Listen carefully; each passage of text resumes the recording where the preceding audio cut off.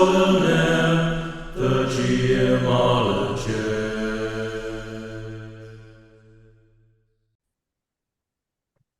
Hello, everyone, and welcome back to the Geomologist Presents. Today, we will bring you part two of Darfluid Teaches Me Rolemaster. And with me, of course, is Darfluid. Hello, Carl. Hello. How are you doing today? Good, good. We have high energy, Ready to go. I'm ready ready to to go. go, right? Yeah, it was very fascinating. I think it was cool. No phone calls, maybe, like you said, because that was just part one. But I did get some nice comments. I got a nice comment from First Age of Gaming from the First Age, and he left a comment on a Discord channel and he said, I really enjoyed this episode. I have inexplicably hovered over Rollmaster for about 30 years, even plunging into the wormhole that is Space Master for a brief period. Only my bulging fantasy shelves keep me from indulging heavily in the old school tabular crunch, unless I just get the PDFs. I'm looking forward to the next episode. So that's pretty cool. Yeah, that's good. I mean, it's the biggest problem for me is always wondering if we're riding that line of getting too much depth versus not going deep enough. So tend to probably I'll try and keep it without going too much depth and lean towards that sign where people can call in with questions they have, or hit you up on chat because going in too Yeah. much depth, these recordings are going to get too long and people are going to go to sleep trying to figure out what's the bonus for attacking from behind and everything. Oh, yeah. Maybe. Yeah. Yeah. But I mean, we can maybe get some role master experts like Barry from GM Shadow or the GM Shadow from whatever that podcast is called now. Shadow of the GM Shadow. Anyway, but maybe he'll call in and tell us what we're doing wrong or what we're saying wrong Yeah. or not in my campaign because this is all prompted by a play-by post that Yeah. GM Shadow is going to run as soon as we finish all our characters. At least we rolled for appearance the other day. Yeah, we got appearance, What does which you 97 appearance mean? you're 97 out of 100. Think of it's like I mean that's like an 18 charisma. Oh, nice. You're a Okay. very attractive individual, and I rolled a 30, of course. And Yeah. so I'm just saying I It's hope the I at guess it's least the have some cool opposite. scars. Well, it's the opposite of real life because I'm an old, ugly, bald dude. I don't know if you, so just before we get into it, I don't know if you watch White Lotus. I watched the first season. I haven't watched any of the other. Yeah, well, my opinion, first season's pretty good. I mean, it did have Sydney Sweeney. Second season was really good, but the woman who talks funny, Jennifer Coolidge. Okay. Yeah, I like her a lot. She's really funny. And I also like Aubrey Plaza was in that season. But the third season, I just cannot get into it. However, in an episode, they did make this comment about bald, old bald white dudes. So, I was upset and I stopped watching. No, I Should just didn't I get write into an it. angry letter to the editor? I don't really care. I don't, Michael White and etc. I don't know. Uh, I just couldn't get into it. I was Yeah. thinking, oh, maybe White Lotus, the role playing game. No, sorry. Okay, Um, Rollmaster. We're Roll talking master. Rollmaster. Yeah. So I wanted to start by touching on a couple things. I figured I realized that some of it maybe more sound more complex to people they are, but it's not the complexity at times. It's the terminology and that they use Hmm. different terminology that people are used to. Um, and one example is the roles, kind of explaining that you can have a single role and you can be looking simultaneously for unmodified results and for modified results, depending on what it is. And Right. it sounds like a confusing concept, but everybody's doing that in D&D already and has been for quite some time. If you roll a 1d20, Yeah. rolling to hit, To roll 1d20. yeah, you're going to add your modifiers, right, to Yeah. attack. But Right. you're But also what's an unmodified one? fumble. Yeah, it's always going to miss. And an unmodified 20. I was gonna hit. Yeah, Or so it's the same concept. So you're making one D100 roll, and mhm. if the unmodified result is low enough, you're always going to end up with a problem, and the unmodified result's high enough, it's going to be great. Um, but you're also adding the modifiers and looking at that final result. Interesting. So Right, that's curious because right, so I think with a lot of percentile games that we might be familiar with, BRP, Call of Cthulhu, Warhammer Fantasies, um, you roll under, right? hmm You hmm have a skill rating and you roll under, and the lower you roll, typically the better. So this is quite, in a way, not I don't know if it's not the opposite, but like you said, more akin to D&D, where you want to, at least when you're rolling on the D20, you want to roll high, right? Up. This is caveat that there are subsystems, especially in early versions of D&D. For example, when you're rolling percentile dice, i.e., thieves skills. But yeah, yeah. but generally speaking, and especially for like D&D 3.5 and on up, it's always roll at a number, the higher you get, the better. Yeah, and this was originally made as a system that was an alternate to D&D. Each book, Mhm.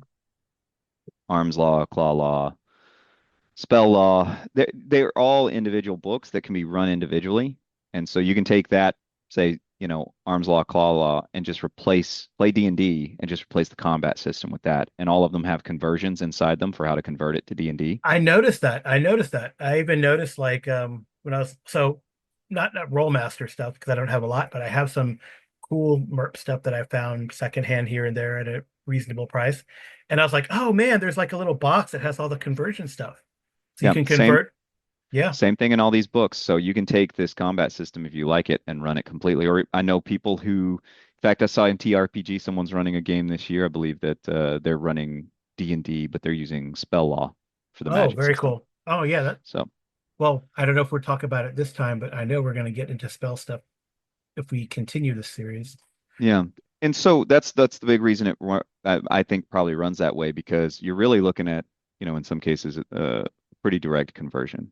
Hmm. So that's another way to think of it when we start talking about some of this and see how some of that kind of mirrors um, D&D just using the D100 stuff. Now, it's different, but just like in D&D, when you roll to hit, that's different than say, for example, rolling to save. Hmm. That's different from in some of the versions of D&D, a skill roll, things like that. And it's the same thing here where in some cases an unmodified one like doesn't do anything. Say some of the modern D&Ds where you roll above to save you or and oh excuse me, the old D&D does it too. I just realized what I was saying. But a 20 doesn't get you anything. You still save. And Right. and a 1 doesn't fumble your save unless you're running with some house rules. It's, you you missed. And, Yeah. and so it's the same thing here. While some rolls have this spectacular unmodified result Hmm. when you go roll really high or really low, some don't. And Yeah. so that may sound confusing, but it's no different than what most people are seeing with D&D. It's just a little bit different adjustment to be rolling D100, and also they just use different terms. They don't use the term like a natural 1 or a natural 20, but you could substitute that term. You could say, are you Hmm. rolling a natural 0 through, you know, 5 or um, whatever makes Right. the most sense for your players at the table or helps you kind of mentally understand what's going on and adapt to it quicker. Yeah. So I wonder what is a consideration then? Why use a 100 instead of a 20? Just to be different or to have like that numerical spread?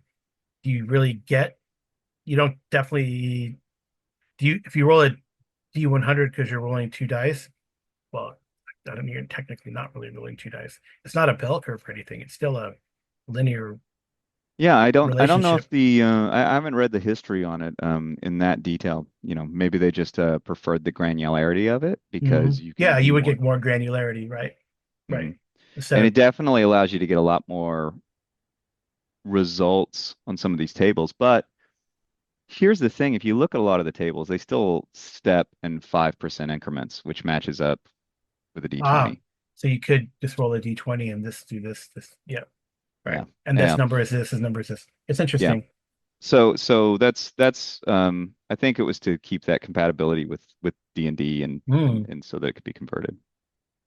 Oh wow. So I guess you could actually take, say, these infamous critical tables and um The toughest thing I've found in trying to use them in the past, because I'll use them in the past, and it's not tough, but hits. in Rolemaster are higher than hit points in D&D. So, but that's part of what they give you in the conversion tables is to convert hits to hit Hmm. points. Right, right. I saw And that. off the top of my head, I can't remember, divide by four, I think is the Mhm. default. So you just, as you use those critical tables, you'd have to divide, you know, Wow. the hits delivered. Oh, Um, that's cool. That's pretty neat. That's good to know. That's good to know. That'll probably help me to understand the game better. But I think this time we were going to do skills I'm going to go over skills and how skill resolution works. and then Um, combat. mhm. And we'd ended the last one kind of on character development, kind of rushed through the end, but the last thing I'd stated is you raise your skills every level by spending those development points. Hmm. And then before you reach first level, you actually have an adolescent level and I think it's apprentice level. So you actually go through two level development stages before you start level Okay. one. Oh, So that cool. gives you kind of a couple of rounds to learn spell lists and to distribute points multiple times, get some hit points. So in a way, So, it is like a, I mean, like I know Traveler is the one that's the most infamous or famous, depending on your mhm. your point of view, for like developing what uh story arc, You have kind of a yeah, a background and path backstory. during Yeah. character And creation. yeah. So that this kind of harkens to that or reflects this sort of, okay, now you're adolescent. Here's your development during that, and then now you're going to your apprenticeship, and here's your development through that.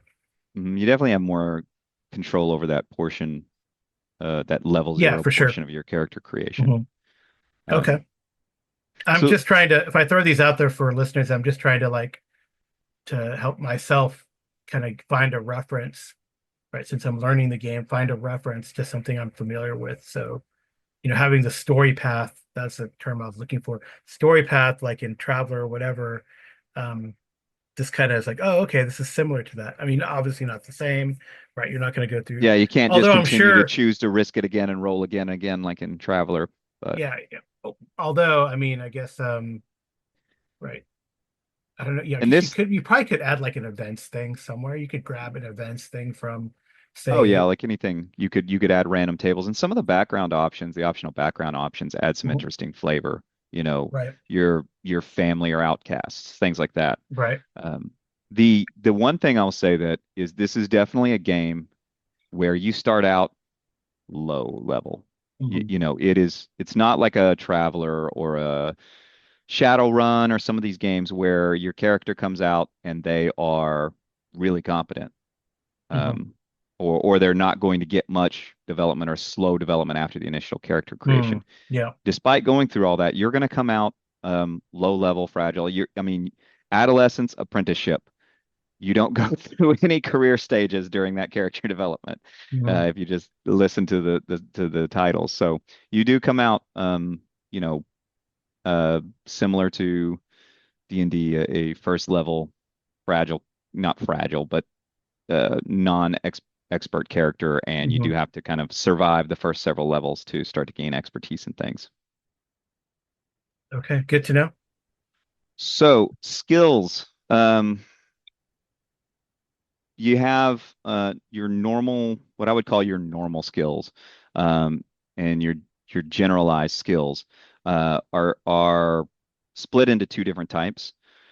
You've got your secondary skills, and you've got what are essentially your primary skills. The primary skills almost all are combat related Mhm. or movement related, things like that. Um, and then the secondary skills, there's not many in the main book. That's where you start getting into more flavor things like first aid, Hmm. things like that. Um, but all of those skills, um, you develop with the skill ranks, and then you have two different types of resolution. Those are all split up into two different types of skills, essentially, with a couple exceptions. We'll talk about that. Movement and maneuver skills, and then static maneuver skills. Okay. So, moving maneuvers, you want to think about some common things there. That's like climbing, running, leaping, obvious things like that. Static maneuvers are going to be things like disarming traps, um, hiding, perception. you know. So like riding animals is a movement maneuver skill, things like that. Basically, a lot of it kind of comes down to passive skills or fine motor skills versus gross motor skills. There's a couple of specialty skills.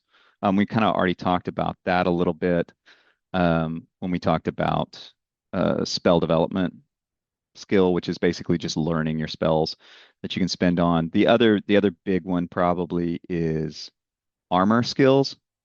What armor skills do is, each armor. One of the things we'll get into later is they one of the things they do besides providing you defense is they provide you a movement maneuver penalty. Okay. So the more bulky the armor, the bigger the penalty. And there's two numbers. There's the maximum penalty, which is the basically standard penalty if you're unskilled in that armor and maneuvering in that armor and wearing it. And then you have the minimum. And the minimum uh, can be reduced um, by taking skill ranks in that armor, and then also by your agility Okay. score or agility bonus. Yeah, so I guess you Uh, could take like the equivalent of like a feat or a talent or whatever, and that's lowering or spending points in that armor and that ability to use mhm. that armor. So then, you know, Yeah, and so you're doing push-ups and climbing trees in your plate armor, yeah, like so this, like on the obviously, YouTube video. so obviously, I mean, to me, the obvious thing is it doesn't pay to go unless there's something I'm missing. Feel free to call in experts and tell me. But it doesn't pay to spend more points in a specific armor Okay.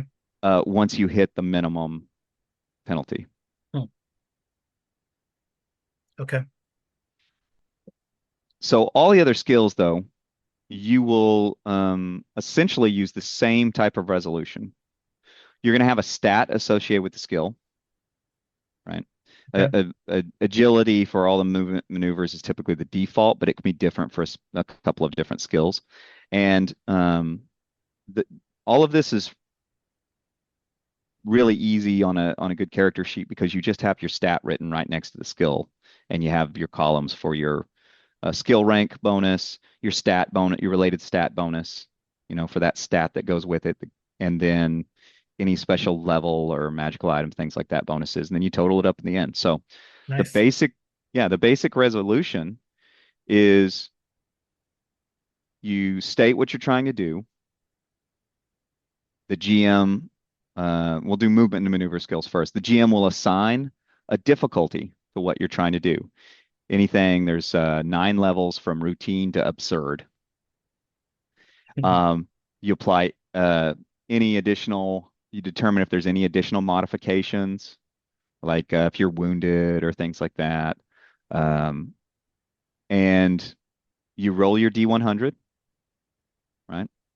Yeah. Um, and that is you add your total in that skill, which is the skill ranks and all your stats and everything. And then look at the column on the movement maneuver chart. And there's a column for routine, easy, light for each difficulty.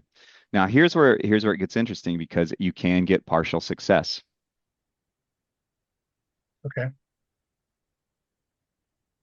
So when you roll that die, you add everything up, and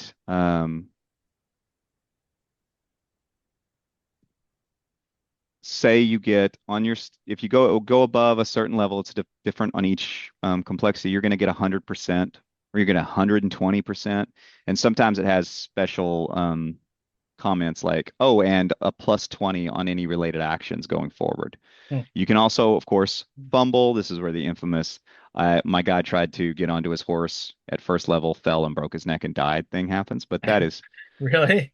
yes, but you always hear that's one of those, dear Reddit, you know, Yeah. RPG stories that I'm not sure. I'm sure it happens occasionally, but I mean that's so rare. I mean, to die on an easy maneuver, you got to roll like a negative 150 or above Oh, or okay. below, shall we say? I guess it could Um, happen. yeah, I mean, anything's possible. Um, but this is not something that's going to happen in most cases. Um, and this I guess it should be stated, this is an open-ended roll. If you can get negative 200 or a positive 276 plus, it's open-ended both ways on the movement Okay. maneuver table. So here's the interesting thing. Let's say if you get anywhere in between, you might get a 50% or an 80%. And so you got a partial success on what you were trying to do. Now, I always hear people in a lot of videos, I hear them give bad what I consider to be like a bad example or confusing example. A common one I hear people say like you're trying to jump across a 15-foot chasm and you get an 80%. But that's not really the way you would apply it. Hmm. At least I would apply it. If you're trying to do a jump, for example, I would say, well, how far can you jump? We'd first determine how far you can jump based on your movement, your agility. Okay. Jumping across a 15-foot chasm. Can you jump 20 feet with a running jump? Okay. Now we have something where you don't necessarily have to get 100% to get across, and 70% isn't a partial success, you fall. But that's Hmm. not even how that really works. On something where the rule is this: if you can have a partial success, the GM rolls a partial success, you move on. A good example is in combat. When you're moving your movement rate, you have a base movement rate, and just like in D&D, you can double that to run. And running is Hmm. classified as an easy thing. So you roll on your thing, and let's say you get an 80%. Well, you moved, you tried to move a full double movement, you only moved 80% of that. Hmm. There you go. That's a good example of what a partial success on a movement maneuver roll would look like. There are lots of other partial successes. If you can't, if you can't do a partial success, if it's something like, okay, I say I'm just gonna say you're jumping across the chasm, right? Hmm. Or you're trying to throw a rope around a hook, you know, 20 feet up, right? Around a tree branch and catch it. It's a very simple rule. It's right in the book. If you get an 80%, for example, on Hmm. your movement maneuver roll, then what you immediately do is you have the player roll another straight D100. And if they roll below 80, they're succeeding. Hmm. That's it. So a lot of people get confused of how you apply partial success, but it's right there in the book, right in the resolution. If you as a GM can't determine how a partial success would apply, just make them see if they can roll under what their percentage is on the table that was the result. Okay. Cool. So does that make sense to you, Carl? Any questions about how that resolution works? No, no. Again, a lot of this you have to see in practice, like in actual game, but Yeah, it yeah, does it does make, you know, a lot more sense, right? Than it being from being obscure before, right? So especially I yeah, think now that I know, like there's like it's roll and you want to roll high, and you yeah. can. Unless you fail your roll, um, then you're going to get some portion of your success or a chance to succeed. So Hmm. you're climbing up a wall. Hmm. You can climb at a specific rate. If you don't fail and you get 50%, you made it halfway the distance you were trying to make, on Right. your rate. You ran into difficulties. So, you had challenges, so you could only move half of what your normal climbing rate is. Hmm. Um, that like I said, that the not to go back to it too much, but that example of jumping across a chasm or something that you really can't complete at 80%, 80% Hmm. is always a failure. I always hear people give that example and then not kind of follow up on what that would Right. So mean in and that get. in that type of thing, when you were to jump across this rift or whatever, then you'd roll. Say you Mhm. got a partial success, and then since there's no, I mean, it's not automatically, oh, you missed and you fall to Yeah, your you fell death. in the chasm. You I almost mean, made it. I guess you get a second chance in a way.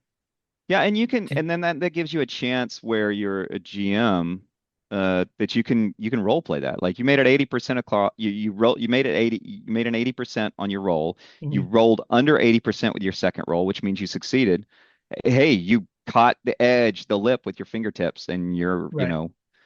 Or so or the ubiquitous branch on the side of the cliff, right? yeah, but there, it's not something where. people get too caught up on a partial success, and they're, like I said, it's an example of you're like, I'm trying to throw a rope over a tree branch, and I rolled Mhm. 70%. Well, what does that mean? Well, Right. see if you can roll under 70. You did it. Okay, you got it over the tree branch. And Let's move move on, on. move on. Yeah. Yeah. Okay, cool. Um, and then the static action table, static maneuvers. So So it this is gives you like some, you're again, this is to reiterate, this is like picking locks, fighting traps, right? yeah, hiding. You're trying to bend bars, lift gates. Okay. Yeah. Yeah. Um,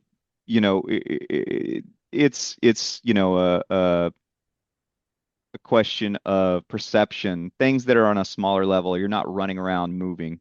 Um, you know, the there's a list of some modifiers that you can add in the table. They give some specific for things like disarm and pick locks, disarm traps, things like that, so that you can, as a GM, adjudicate some of the various contributing factors.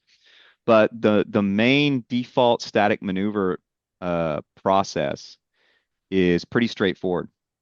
Mhm. You're going to make a roll. Well, you're going to state what you're trying to do. They're going to give you a degree of difficulty, and in this case, a degree of difficulty, it adds a plus or minus percentage to your roll, and then you make your roll. Mhm. If it's over 100 with all the bonuses, success. If it's Yeah. under, you fail. That's simple. Mm. Um, there there is an optional table in the book. It's not even in like one of the splat books. There is an optional table for doing the static maneuvers similar to the movement and maneuvers. And they have a column for all the for general static maneuvers, and they have individual columns for pick locks and things like that. And I've seen people use that pretty a lot too because they like the way that movement and maneuver works. And that itself can give some interesting results because, say, you're picking locks, they get very specific since there's a column for each lock pick or for each common static maneuver. And they'll say things like, "Oh, you've almost got it. Try again next round with a plus 20%." Mhm. Um, the the really extreme examples are things like you break the lock and it can never be unlocked by anyone, Oh or yeah. you pick the lock. Oh, and you'll be able to pick a lock automatically in the future, any lock of this type. Mhm. Um, the only downside I would say about that is that it can slow down gameplay some if someone just keeps rolling on to pick a lock and it's like, try again next time, try again next time, try it Oh my again next God. time. Yeah. And this is where you had asked previously, can you try something a second time? Um, and I was saying it depends on what they're trying to do and the results, and the tables. Because some of these tables have very specific things, or you can't try again, or you can try Mhm. again. Um, There's also the concept in some of these of preparing for a round first to get a bonus. And in some, even on the static maneuver table, if you're not doing that, if you're just doing the straight roll over 100 pass, under fail, for a couple of things, they give specific penalties for trying again, like disarming traps and picking locks. Each time it's tried without a success, it's a negative 30 for the next try. So they do put some of that in there, and but some of it's going to come down still till the GM's decision if fiat. Maybe they want to add some penalties, or they just want to get things moving on, that sort of thing. And that's essentially your basic skill resolution. Wow. It's all using one table for movement and maneuver type skills. It's all using just that static resolution or a static resolution table if you use the option. So you can see why I was talking about earlier. Some GMs will memorize some of this because, for example, on the movement and maneuver table, if you're constantly doing easy maneuver, Ye-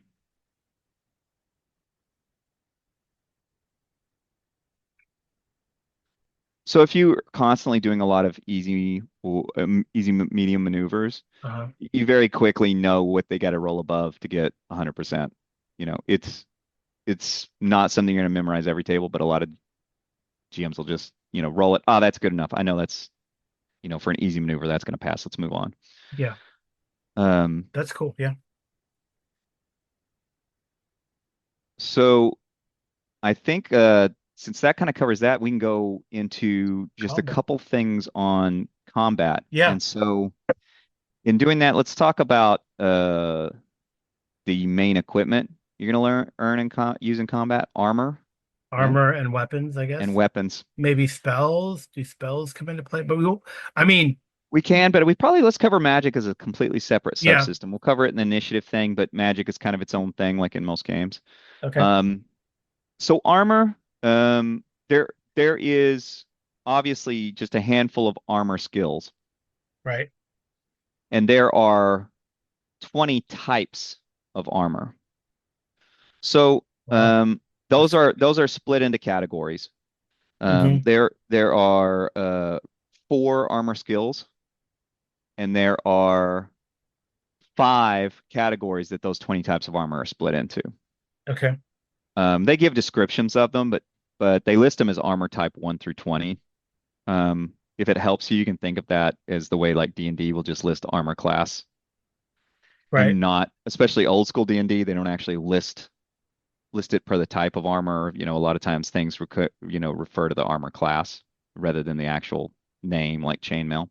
Yeah. Um, and each of the first armor class is essentially the first armor types. They're essentially unarmored. Their clothing, things like that. hmm 1 through 4. So there's no armor skill for that because there's no penalties for them or anything like that.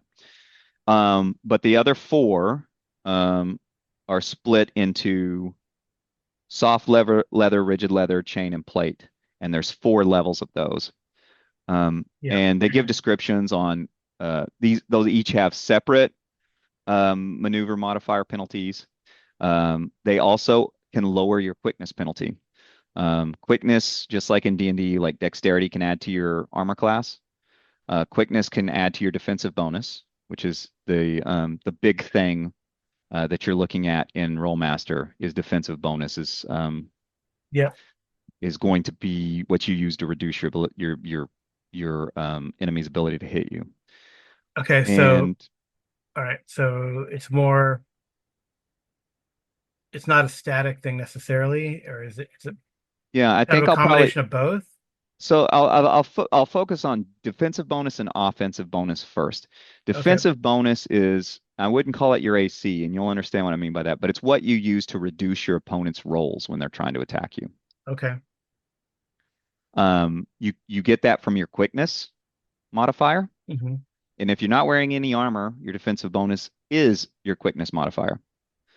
And then as you go up in those stages of armor, from leather, rigid leather, chain plate, each one of those progressively reduces your ability to use your quickness bonus. Similar to Okay. some later versions of D&D where above a certain level of armor, you don't get your dexterity bonus. Okay. Yeah. So it's very similar to that. And there's 20 types of armor. There's 4 types in each one of those 4 armor types. Each one of those has separate stats. Each one of those has a separate, as you go up, you get a bigger movement maneuver modifier penalty, and you get a bigger reduction in your quickness. Okay. So that's to get hit. hmm All right. Now, um, the remember that armor skill can lower your movement maneuver penalty, hmm Yeah. and um, one of the things that this kind of could tell you if you were a player planning ahead is if you were already planning on using pretty heavy armor, uh, and you weren't, you know, particularly interested in firing missile weapons, your quickness may not be that important to you. Whereas if you're an essence magic user and you're not going to be wearing any armor, quickness can be pretty handy. Yes. Um, and then you have your offensive bonus. Okay. Okay. Your offensive bonus, um, Still with armor.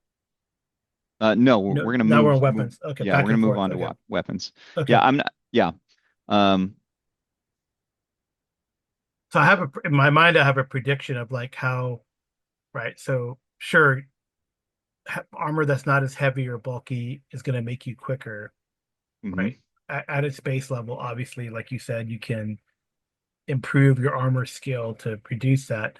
Then I guess my prediction is then when it comes to damage, the heavier armor is going to do some sort of reduction in the type of damage you can get. Yes, in some ways, and we'll talk that when we start talking combat resolution. Okay. But let me clarify. It reduces your armor skill can reduce the penalties for moving an armor, but it doesn't. reduce that quickness penalty. Okay. So that your defensive bonus in your higher armors, and unless you have a really high quickness penalty and some of the moderate ones, you're just basically relying on your defensive bonus from your armor. You're not going to use your quickness for a defensive bonus. Okay. I will say one other thing before we move on is that the really in a lot of cases the difference between the four levels of armor within the subtype, like the four levels of plate, the four levels of chain, the difference from the top to bottom is largely the bottom one doesn't protect your armor legs. Hmm. As you move up, you add protection to your arms, protection, to your legs and arms. That's where that's the main differences that you start talking about in the description of what each one actually means. And that can come into play with criticals, you know, Okay. because some criticals will say, "Hey, struck in the arm. If you're not wearing anything on your arms, the arm is broken." That sort of thing. Yeah. Okay. So there's that also that effect. But um, the offensive bonus is essentially what you're using to hit people. Hmm. Um, and your offensive bonus is made up of a couple different things. Primarily, it's going to be those weapon skill ranks that you take. Okay. You have remember we prioritize certain types of weapons, two-handed, one-handed, that sort of thing, so that they cost us different amounts. Hmm. So we could get the weapons we wanted cheaper for spending development points. Talked about that last time. Yep. But one of the things that you need to know is when you buy a weapon skill, you aren't buying one-handed. You're buying broadsword. You're buying short sword, and you have to develop skill ranks in each individual weapon. Hmm. Um, so there's some optional rules for related weapons, but we're not going to get into that. So your weapon skill in, say, broadsword, if you're using a broadsword, that's going to give you a lot of your base offensive bonus. You also can get an offensive bonus from uh, you can also get an offensive bonus from your related stat bonus. Very similar to D&D, melee and thrown weapons get it from strength. Hmm. Missile weapons get it from agility. Okay. And and then you get this is one of the only like random things you get per level is if you're one of the martial classes, you will get bonuses for to your offensive bonus per level, and it's a fixed one depending on what martial class you have. Each martial class gets a slightly different bonus based on their level, and it's per level. So say let me give you a quick example.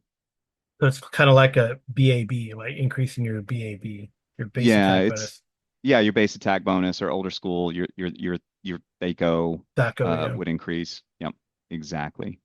So a fighter would get +3 per level, and a thief +2 per level, for example. Mhm.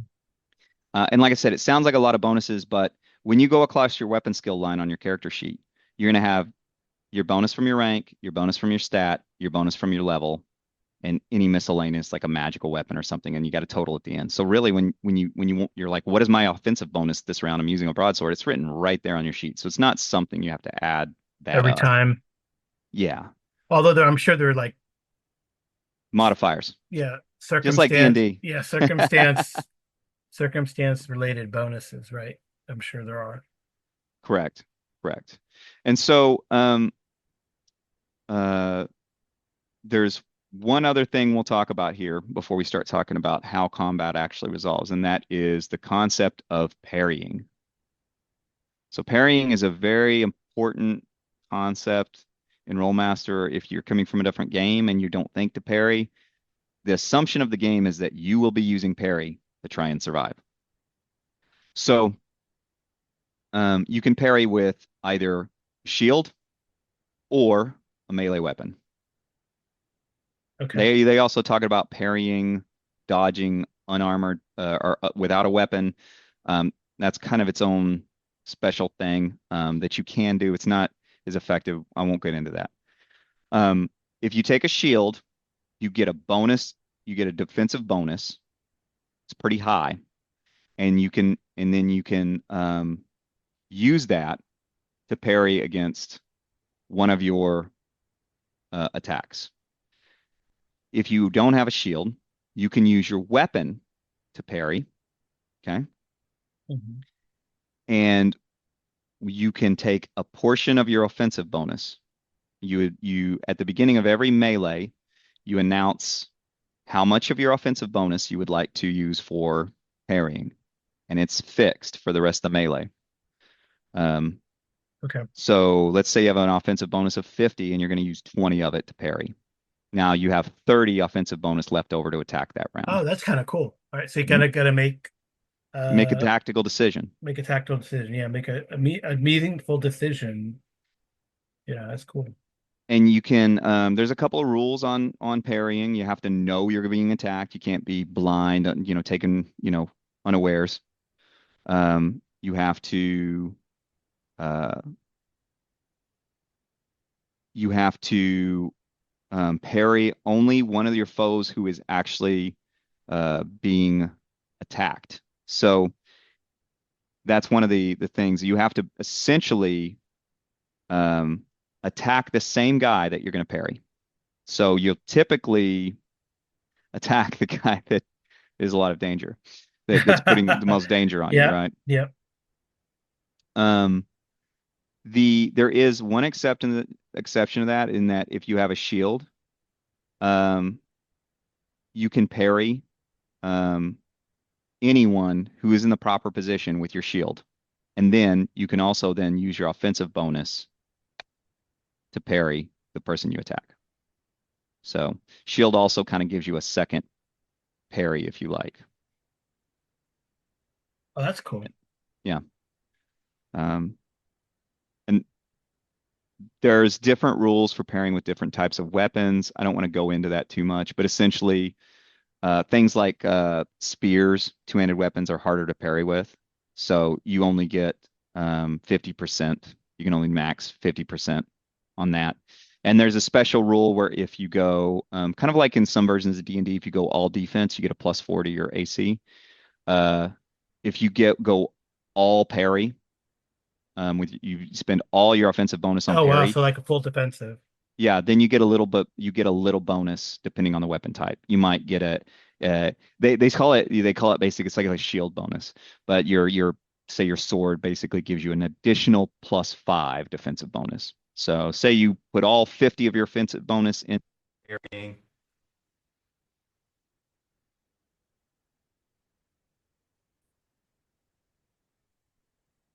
So essentially, it's kind of like you just get a little additional bonus. It's not much. It's like +5s, over what your normal 100% parry would be. So Mhm. 55 instead of 50 in that regard or something. And parrying is, like I said, pretty important. There's kind of some rules for specifically parrying missile attacks with a shield. But we don't need to go into that. Just it works in a similar way. You can only parry one missile attack, um, and you can dedicate some more of your offensive bonus to parrying one missile attack with your sh with a shield. Yeah, So that's cool. So what is a typical pool that you would have to work with then? it's so yeah, depending on your level, Hmm. obviously. But I'll give you a couple of examples here from the NPC chart. Let's say a fighter. They're saying a seventh level fighter um, would have they're giving them a DB of 30 with a melee offensive bonus of 115. Um, Oh wow, so that's pretty. See, that's pretty. You have a lot to work with then. yeah, as you go up in levels. Now, bear Yeah, in mind that that's getting higher up in the levels. seven Um, is so seven is like scale wise. How does that compare to like D&D since that's kind of our base in a way, or my base? yeah, I mean, you're going to get something similar. The levels go from 1 through 20. Oh, okay. So something like AD&D is equivalent. Now, some will argue that the first levels in Rolemaster are a little bit more fragile than first level characters in D&D, but it's I think it's all relative to the way the system works. Okay. Um, and the other thing I would say is that um, the shields are pretty um, give you a pretty big bonus comparatively. Um, a full shield gives you 25. Yeah. So that's a pretty um, that's a pretty big bonus. Hmm. Yeah. But you can see how with that big of an offensive bonus, how you are really expected to you're really expected to parry a lot. And I just realized I might have misspoke a little bit earlier on armor. It doesn't give you a direct defensive bonus. It's only if you get quality bonuses, magic bonuses, that's where they're going to apply. So you don't get a base defensive bonus from your armor. And but you do get the quickness reduction that would kind of cancel out your defensive bonus from your quickness. Sometimes I get ahead of myself and I start thinking of, how weapons and armor work when you start getting magical armor, high quality. That's typically what you'll see on magical armor is like a plus defensive bonus added to it. Sometimes it's a reduction in those penalties for movement, things like that. And then weapons, you don't have any. When you go look at the weapons chart, it's just going to tell you what attack chart to use, like what weapon chart to use. It doesn't give you any damage, anything like that. Okay. Um, you have some stats on there that are mostly for weapon breakage, which we won't get into. And then you have a stat for the fumble range. That's really the only thing on there. Each weapon has a different fumble range, where if you roll an unmodified one through whatever, you're going to Okay. fumble. Oh. So that's the real key stat that you're going to And see then you go to the actually weapon listed on the table, table. and the Hmm. weapon table, well, then it When you says attack. go to the weapon table Hmm. for that weapon, and then when you attack, and then if there is a success, then what? No, I guess we're so doing resolution now, right? let's do resolution and then we can kind of go through because I want to understand this is the concept that's the most different from it's like D&D, for example. So I want to go Hmm. through that before we go through any kind of detail about how initiative and things like that work. So in order to attack, um, you're going to take your offensive bonus, Hmm. any offensive bonus that you have not already put towards parry, right? Right. Um, you're going to then collect a number of bonuses depending on the situation. We won't go into all of them, but did you move during the round? Are you injured? Are you attacking from the flank? That sort of thing. Right. Um, and you're going to then at that point make a um, you're going to make a high um, uh, open-ended roll. So um, it's not low open-ended. If you roll in that weapons fumble range, then you're going to go to the fumble table. You failed. You're going to go to the fumble table, and you're going to make another um, fumble roll, uh, and to see what the results of that are. If, however, you roll high enough, you're going that you don't fumble. You're going to subtract the defensive bonus. That's part of the modifier from your enemy. Get the total number, and you're going to go over to a table that is for that specific weapon. Hmm. Okay.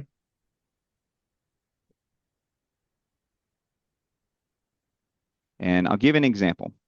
So let's just pick a random weapon. Let's pick a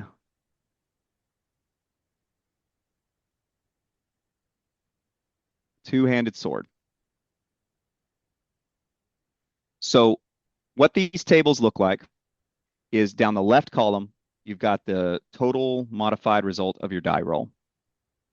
And that's going to be between the tables only really go depending on the table, they go different amounts, but that's going to be up to 150. 150 is the max result you can get. And then across the top of the table, it's numbered 1 or 20 through 1, actually. I was going to say 1 through 20, but it's labeled 20 through 1, and that corresponds to the armor type that that person's wearing. And you just cross-reference your roll with the armor type you're attacking. Right. So if you rolled 112 on this two-handed sword and somebody's wearing a type 10 armor, it's going to give you a result. This result says 21 CS. Okay. So what the 21 is the 21 is the number of hit points or hits in damage that they take. And the CS is a critical code. That means they took critical. And so you would then say that's a CS is a type C slashing critical. So you go to the slashing critical table and you roll a D100 with no Okay. modifiers, and you go and look across the top of the chart. There's A, B, C, D, E for critical types. All And you right. So that just, depends on the strength of the roll or the mhm. ABCD, the height of the roll. Yeah. So you might it might tell you did 10 points of damage and an A slashing critical. Okay. Wait, so every hit has a critical then, or did I miss No, that? No, okay, not every so crit, not every hit does. okay. The it depends on the armor type and it Yeah, depends on the weapon type. Um, if you look at for example, that two-handed sword, if you were hitting that armor 10, all of those have criticals. This is a big weapon. But if we say go to a quarterstaff, um, you've got a number of entries, a ton of entries in here that just do say 10 hits, and that's it. So this is really to me, this is the secret sauce of the system, and what I like about its combat is and why it runs so quickly and smoothly. yeah, Um, because you can argue that, oh yeah, you're still making two dice rolls, but only if you make a critical, and everybody wants to roll a critical. yeah. So how do Um, you get to a critical? It's not a double or is it no, it's just if you look at really the table, high? you do one roll, Okay, offensive bonus minus their defensive bonus, any modifiers, right? And whatever the roll comes up, you reference the table. That's it. There's no damage roll. It tells you what the damage is, and if there's a critical and the type of critical. If there's a okay. So critical, you go roll on the critical table and get the results of that. I'm gonna roll some dice. Okay. What weapon are we using? Oh, I missed anyway. I got an O5. All right, well we can do that. Yep. Let's say that's a fumble. Okay. It's So probably a I'm gonna go fumble on down. most things. So you say we're using a dagger. Well, I have to go look up the weapon chart. Uh-oh. Let's say it's a fumble though. Roll a Okay. D100. All right. 15. So it's a arms one-handed. Yeah. Uh, 15, lose your grip and the opportunity to get in an open blow. Maybe you will improve. Oh, okay. Cool. All right. So you just missed. If you've gone one up, you drop your weapon. It will take 1 round to draw a new one, or 2 rounds to recover the old one. Hmm. And how quick are do we get? We didn't do how quick our rounds. I mean, Rounds are approximately 10 seconds. okay. So it's that short, Is it a move and an action or quick. move and an attack or Well, we can talk about that when we get into the combat semantics initiative procedure? and Okay. procedure. So now But we're just that, doing rolls. I want to try again. yeah, yeah. So I want to get a crit. All right. There we go. 96. 96. Did you want to do dagger again? Yeah, dagger. All right, let me go find the dagger. I know where it's at. It's right up here. Dagger. All right, you rolled, what was that? 96. 96. Let's say you had an offensive bonus. You put 50 into it. So that's 146. Yep. And go across here. Let's say they had 10 armor, that's 12 hits, and D puncture critical. Ooh, So deep puncture. roll your percentage, and we'll look up the D puncture crit. 40. Okay, 40 on the D puncture crit is minor thigh wound. Foe takes 3 hits per round. So now they're bleeding. Now they're 3 hits bleeding. per round. Yeah, neat. Okay, And cool. bleeding, there's a lot of bleeding in this game. So Yeah. Well, I you mean, can, that's kind of. I mean, I'm trying to think. What did I? Oh, I just maybe this isn't over. This is probably not accurate depiction. But I just watched Havoc, the new movie with Tom Hardy, hmm who has bad teeth, by the way. Anyway, or maybe they just made him up that way. But anyway, so it's like his movie Havoc, and these hmm people get like shot with so many bullets, and they're just bleeding everywhere. It's crazy. But Yeah, yeah, it's there's a lot of bleeding in this game, and bleeding can kill people. no, that's You what know, that's you got to what take usually time. kills you. That's what usually kills you, bleeding. Yeah. Well, or in long-term infection, but Yeah. you bleed And out. and and one of the things that is one of the things, fortunately, I talked about how long healing takes in this game. One of the things, fortunately, stopping bleeding is something you can do in most cases. Mhm. The other thing is hits heal a lot quicker than broken bones Yeah, and that's major cool. I wounds. like that. So you So hits are can, like temporary. It's like almost temporary damage or yeah, there are a lot bruises and more herbs and a lot more spells that just yeah. heal 20 hits. Okay. So I And in probably fact, they're distracted you with this, but yeah. we got a fumble and a crit. Yeah. There we So go. so this is what makes it run fast for me because you're not waiting how much damage is a broadsword, whatever. It's the same resolution for everything. Mhm. You roll offensive bonus minus defensive bonus, look at the table, damage, crit.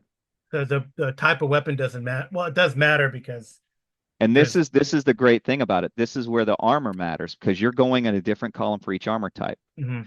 And the type of weapon matters. So this is one of the only games I've played that does armor versus weapon class or weapon versus armor class that doesn't slow the game down. Mhm. I mean, you can argue, well, you got to look up a table, but if ever, most of the time people have the table for their weapon setting in front of them with the way you play. Okay. If you got a two-handed sword, we back in the day we would always just Print out the photocopy the table. two-handed sword, yeah, and hand it to them and say, there you go, you can look that up. Yeah. Okay. Um, so the to me, it's really quick, and the way they do it is, in a lot of cases, the lower, lighter armor, um, actually, for the lower band, well, plate mail obviously is more protective than no armor, Right. but for the lower bands, the lighter, no armor guys, you actually don't get hit at all as frequently as the people with the armor in the heavier bands. Yeah. But when In you do fact, get hit, it's almost always the case. So looking at polearm here, if you're attacking armor 20, you're gonna hit them and do some damage if you roll 43. You get a 43 on the chart. mhm. But you don't hit someone who's unarmored until you get up to an 80. Oh well. But you take crits starting almost immediately at that Yeah, level if you're yeah, I can see unarmored. that. Yeah, if you get hit, it's gonna Yeah, be so the gonna ruin general your day. Yeah. yeah, the It's general interesting. rule is Yeah. that um heavier armor you get hit more often, Hmm. but you take less damage and get less crits. Lighter armor you get hit less often, but when you do get hit, it's generally worse. Okay. And of course, this allows them to do all of the specific weapon type versus armor class, crushing weapons versus Hmm. certain types of armor versus piercing weapons, and they've put that all on the tables. So you don't have to, mess with any modifiers, lookups. The actual roll and resolution part and the math part, the offensive bonus, defensive bonus, flanking adjustments, all that stuff, that's all the same no matter what melee weapon you're using and armor you're attacking. In Yeah. the end, it's just you get a roll, all those bonuses and penalties go into it to give you a final number, and you check the chart, Hmm. and the chart tells you everything. So all that complexity and simulationism can be built in without having to do a whole bunch of lookups and bonuses and remembering, oh yeah, he was attacking with a dagger, and so that has a -2 versus plate mail and that kind of thing. It's Hmm. Hmm. that's Yeah, what I so I like guess about it. yeah. So I mean, you played it. So you played at the table. You played like I haven't on ever.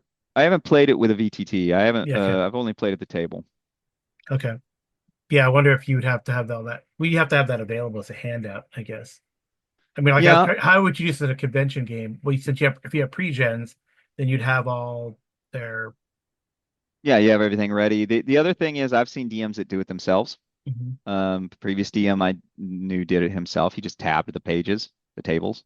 But when you think about it, you're playing with the same players every week, and if you got 4 or 5 players you're playing with, 4 players, how many of those are going to be melee people, and mhm. how many weapons are they really going to use? So you might only have 3 or 4 weapons tables tabbed, Yeah.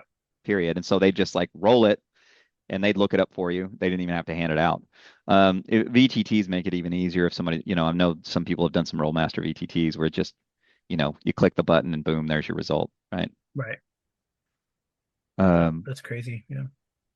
so it actually, that's why like before we get ahead of ourselves, skill resolution, yeah, you have to look it up on the table, but it's actually pretty fast and consistent because it's just a single roll.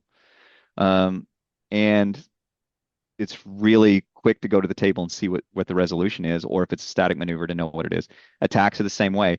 The where you can always bog down is just like with AD&D, tons and tons of modifiers. Hmm. And Hmm. you can get as simulationist as you want or don't want. Um, and simulationist doesn't, I'm not saying that in the means that it's realistic, but you can account for wounds, you can account for they moved during the round, and this is where you start getting a strategy. Are you flanking the guys? Are you standing and waiting for them to come to you? If you're standing and waiting on them to come to you, and you got pole arms, that first round, the way they handle that sort of thing, like reach, is an example is the first round of combat that someone has a pole arm, Hmm. um, they get plus 40. The second round, they get a negative 20. So it's Wow. like if Yeah. they're charging and coming at you, pole arms are going to get that massive bonus receiving the charge to the offensive bonus. Um, they also can attack from the second rank, so you can Hmm. do strategies like people in the front have a shield wall. They're doing full parry. Hmm. So they already have a big defensive bonus from their shield, and they're using all their offensive bonus to parry. And then people from the sides are using spears or pole arms to attack the front line. So Hmm. they're getting, from the side, they may be leaning in from the side with a sword and they're getting a flank bonus. Or they may be from the second row where they're completely protected and using 100% of their offensive bonus with a pole arm from the back. Yeah. So you can start to get these tactical uh, situations which really make a difference in the early levels. Also, another thing of making them come to you is one of the bonuses is if they move 50% of their movement to get to you, they take a negative 50 um, to their initiative. Um, so they're gonna always go second. You got the pole arm, and I apologize. I said offensive bonus, but that was to your initiative bonus. Okay. You're always gonna attack first with that pole arm, um, and generally, movement also is a double negative because not only are you going to be later in initiative, you're going to get negative 50% to your defensive or to your offensive bonus. So they're going to be less able to put energy into attacking. Hmm. So let's talk about the initiative Yeah, order the procedure, yeah, in the combat procedure, combat procedure. and that'll And probably be able to close it after yep. that. Because we're not gonna. We did, yeah. I did a couple rolls. So the basic procedure is you have your spell action phase first, Hmm. and that's where anyone casting a spell prepares and casts their spell. Then you have a spell results, so the effects of a spell take effect if the spell went off that round, and all of these are simultaneous, by the way, simultaneous action. You have orientation phase, which basically you just any results of the spell that would cause someone to move or be disoriented, you make them make an orientation roll just to see if they're Hmm. confused. You have a missile weapon fire phase, call it fire phase A. You take the results of that. That's fire results phase. Yep. You've got a movement and maneuver phase where everybody does their movement. You have a second fire phase B, where you can fire weapons, and then you have the results from that, and then you have your melee phase and your melee results. And it's only in the melee phase that you worry about initiative. Huh. All the other ones are simultaneous action. Okay. So anybody fires during that fire phase A, they all fire at once. You resolve everything simultaneously. Um, and here is where um, you start to kind of get into a little bit of complication because what happens is depending on what you did in the previous phase will affect what you can do in the later phase. Um, if you, for example, cast a spell, you have very little percentage of your actions left in the round. If you fired in fire phase A, um, then you basically have to use 50% of your total actions for the rest of that combat round. So you can move up to 50% of your movement during the next movement phase. You can melee in the melee phase, but you only get 50% of your bonus. A lot of cases, what people are really trying to do is defend in that regard because people have ran up on them. Yeah. Um, and uh, you can draw weapons, all these things. And as you go through the phases, it tells you the percentage of your uh, total activity that each of those steps takes. And that's where I think it's something where it's kind of a bit that gets a little bit picky and gets a little bit tough to track. It'd be much easier if you were doing a modern system to say like, hey, if you fire, you can move Excuse me. 50% of your movement or use 50% of your defense. Mhm. Instead, they start breaking things into 20% and things like that. And it, I guess it really does work because if you still had 20% of your activity left, you move 20% of your movement. But for a lot of other activities, they're going to take a certain percentage and it doesn't matter. So, example, if you fired an arrow and you're wanting to prepare to fire another arrow with zero penalty, prepare, load, aim, that takes 80%. I think it's 80% of your activity in a round.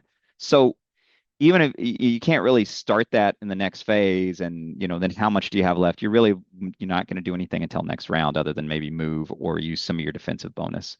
But I guess it can be useful in the fact that people aren't going to argue, well, how much movement can I have left? I fired my bow, now Mhm. how much can I do? I fired my bow, oh, and I also am using 20% of my defensive bonus, to try and block incoming arrows with my shield or whatever. And they you have a real exact percentage to say, well, you can move 30% of your movement, and there's no arguments about it. Um, And then Mm. you have also the way initiative is actually determined in Melee. And the initiative is essentially the biggest thing is your quickness stat. Okay. And it's not your bonus, it's what your stat is. There's some optional rules to roll a d10 and add it or whatever, but it's your quickness stat is your main base. And then there are modifiers to that depending on your wounded, surprised, if you have your weapon ready, if you have a longer weapon than the other guy.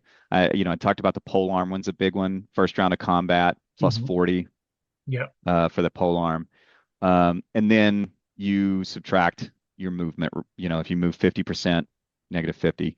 And it's just out of the book without any of the option rules, it's just a static initiative. So the Interesting. good thing about that is you can just write down what your initiative is with those weapons. And then when it's Um, time for you to go, it's like I guess it's a countdown or count up or however it is. But then when they count up or count down, then yeah, like I get like a higher is best, and you go down. okay. The way and this is again when it comes to combat, one of the things I want to emphasize here is like AD&D. People don't necessarily use all the rules. You can get as simulationist as you want, and it can run really fast if you don't use a ton of these modifiers. Some people are going to like that, or they're going to specifically ask for one specific modifier. You might hardly ever use them unless somebody speaks up and says, "Hey, don't I get a bonus for this?" Um, Mhm. and then you can use the bonus that's in there. We played for a long time, and like I said, it depends on how combat heavy your game is. But where our initiative was just your quickness stat. We didn't even worry about one-handed, two-handed weapons or any of that stuff. But because you can calculate some of that stuff in advance, you can have a basic initiative stat that you just run with.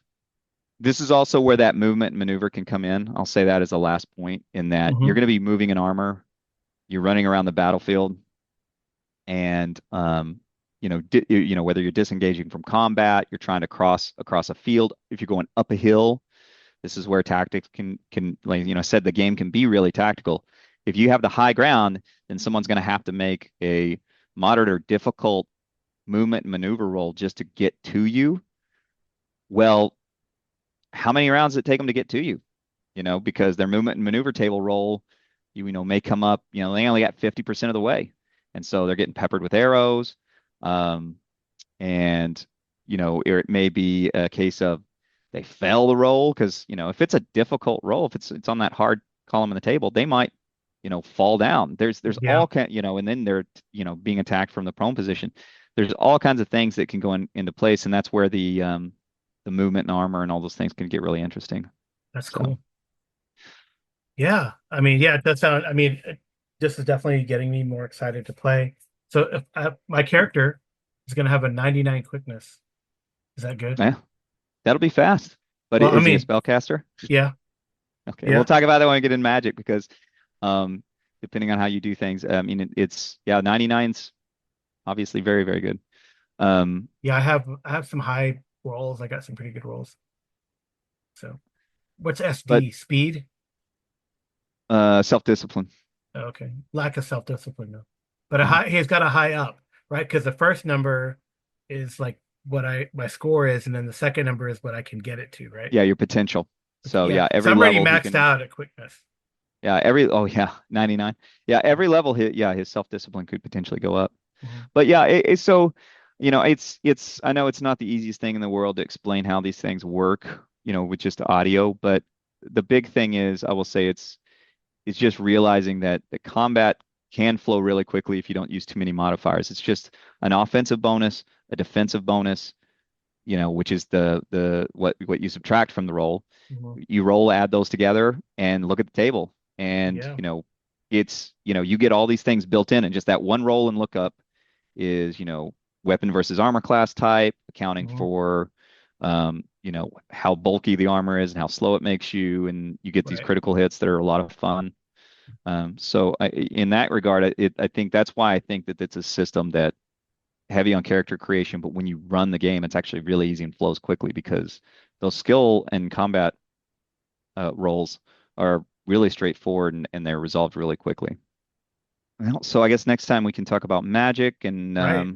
a few other examples, All questions, right. and answers, compare it to some other systems, and do some talk about adjacent systems. Yeah, that'd be great.